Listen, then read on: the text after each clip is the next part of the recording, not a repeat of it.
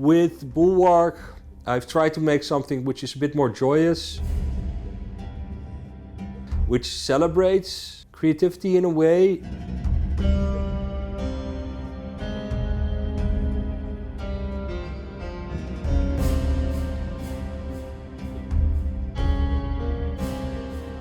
For years I've had this fantasy about a game where it takes place in a proper 3D world, in an open world where distances are correct and you have this space you fill in.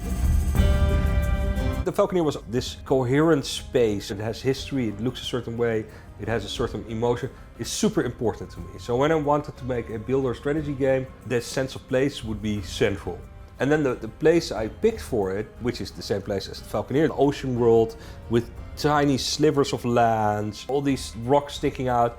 It doesn't have a lot of space. And everything is vertical. People fly on giant birds. There are airships. The wars are fought by and large in the air. So this is a vertical world. There's always a mathematical structure, and it's often a grid or some sort of hidden grid or something that's fairly flat. That wasn't going to work. And the thing I came up with within that was a spoken wheel, or like a flower system, where you build a tower and then you expand the tower and then you build another tower and connect with a wall. And if you build 4 towers, you have a castle, and around each tower you expand. I don't think I've seen that in any other game in this way, where you take that one tower and it grows from a single wooden, rickety watchtower into a giant, multi-storied, sometimes up into the sky size tower, and then connect that to other towers, and then you're building the infrastructure. When you're doing a conventional builder, you have this interface that's on top of the world. With buttons, I'm building a tower, I'm building a wall, I'm building a barracks, a stable, a mine, a wood mill, whatever. You're clicking on top of it. So you're looking at your mouse, clicking barracks, and then clicking on the world. So your relationship with that world is not one of embodiment of being part of that world, but you're controlling it as a god perspective, and you're controlling the interface on top of it. And that is contra to what I said, where I want you to have that sense of space. So you had to have an avatar in the world. So for the Falconeer, that was a guy on a bird, and now it's a tiny rigid airship. And you fly that around so you can get to other islands. And once there, you go to a building mode that allows you to build freely on those islands.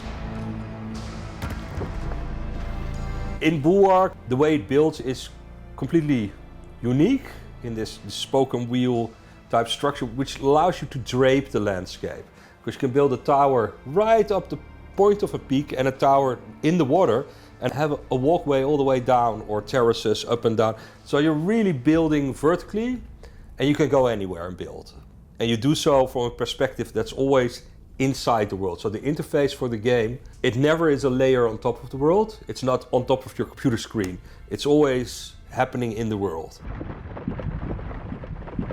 You have to get used to it for a little bit, and it will teach you how to be a 3D artist in a sense, because you have to understand the 3D space and where your camera is. Once you're there, most people come back and say it's very relaxing because you get into the flow and just discovering what you're building, and it's very satisfying on every step. I think those are the innovative parts. And then there's combats and resources, but I think those are more systems that make it come alive. I started off with the building aspect. When I did that, I figured out, okay, if it's just aesthetically, if you're just designing castles for the sake of designing, it becomes a little bit empty. It's not the energy I want. So I wanted to also have a strategical aspect where your choices have meaning. There's harbors and there's trade, so the ships coming in. There's a reason for them to be there, and you're making those choices as a player.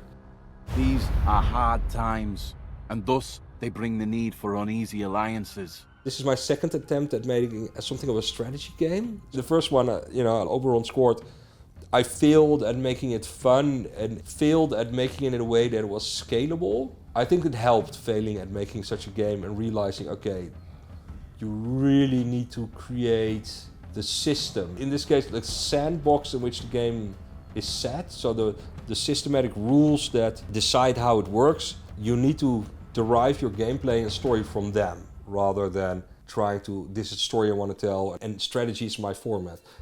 I got really stuck in that. So for Bulwark, I had a better sense that The systems around it should be the whole thing. It's fairly story light and goal light, because it's all about the systems of the world. A true sandbox, if you will.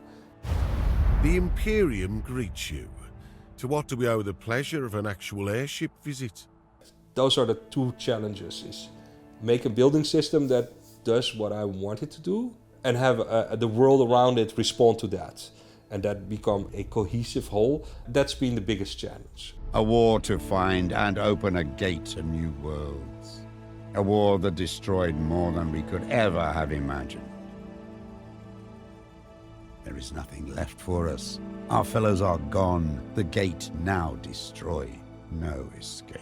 The releasing of a game, it's on every level the most unattractive part. I work by myself mostly, there's stuff like audio and porting, which I can't do, and QA and marketing and all that stuff. But the core development, it's only me coming up with the ideas, animating, do the art, the writing, the programming. And I think the Falconeer was both such a good success, really original, and it's different. There are really good ideas in the storyline, but that's not where the quality is. The quality is in the emotive aspects, the sense, in the visuals, the music. When you're flying around, there's a certain quality of what you feel, which is very intentional. I think those things worked really well, but for a lot of people, as a game, that's more of a work of art than a mass market product. It was the first time for me to release something this public and open, and there was a reasonable amount of hype. It was part of sort of the console wars. This was an Xbox Series X exclusive. So you're part of a conversation I'm not interested in being part of. The game came out in November 2020, so that was peak COVID. So we were in the second lockdown.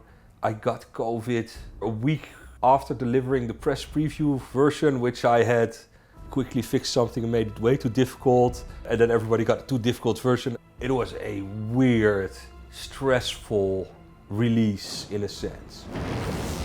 And then you get all these people for the first time talking about the game, loving it, hating it, pointing out every flaw. You go, oh my God. I don't think I was prepared for that.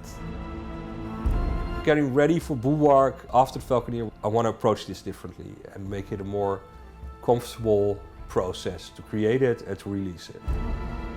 For someone like me, the game is never finished because I just enjoy creating stuff. I think there's a discipline involved where you just have to say, this is the date, it's got to be done.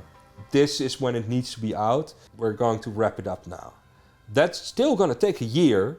That is the worst year where you start about the practical stuff. Okay, so you need to do all the cleaning up, get all the mechanics connected, slowly work towards the end. But also think about, someone needs to come in and help with porting this to another platform. We need to think about achievements, we need to get testing done, localization, and things become all work and no fun. It's the part which I don't like, because all the potential is already explored.